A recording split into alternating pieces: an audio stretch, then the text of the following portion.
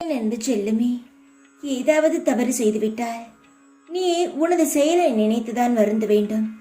அதை தவிர பிறர் பற்றி என்ன கூறுவார் என்று வருந்தாதே. ஏனெனில் உன்னை பற்றி உனக்கு நன்றாக தெரியும். உன் வாழ்க்கையில் என்ன செய்தால் உன் வாழ்க்கை அழகாக மாறும் என்று இந்த உலகத்தில் 2 பேருக்கு தான் தெரியும். ஒன்று நான், இன்னொன்று நீ. அடுத்தவன் தன் வாழ்க்கையை பற்றி யோசிக்காமல் மற்றவன் என்ன தவறு செய்வான், அந்த வாழ்க்கையை நாம் எப்படி கலைக்கலாம் என்று யோசிக்கிறானே தவிர அவனுடைய வாழ்க்கையை பற்றும் யோசிப்பது கிடையாது.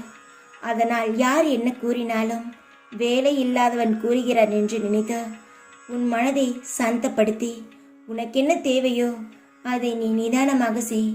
முதலில் ஒருவனுக்கு ஒன்றை மனதில் வைத்துக்கொள்.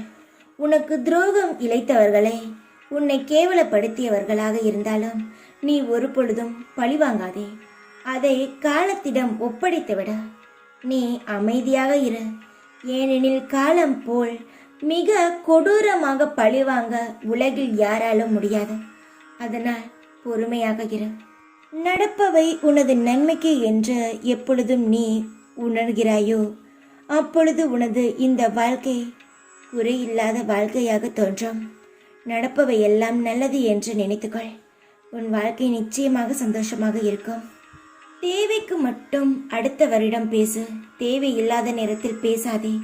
அவர்கள் உன்னை அவமானப்படுத்தி விடுவார்கள். யாரையும் எப்பொழுதும் நல்லவர்கள் என்று நம்பிக்கொண்டே இருக்காதே. இயற்கை அவர்களை எப்படி வேண்டுமானாலும் மாற்றும். இதுதான் இயற்கையின் நீதி. நீ ஒரு பொருளை எந்த அளவு நேசிக்கிறாயோ அதே அளவு வெறுக்க வேண்டிய சூழ்நிலையும் கட்டாயமும் வரும். தங்கமே, யாரையும் அளவு கடந்த அன்பையோ பாசத்தையோ வைக்காதே. எல்லாம் ஒரு போலிதான். எப்பொழுதும் உனக்காக வாழ, உனக்கான வேலையை செய்.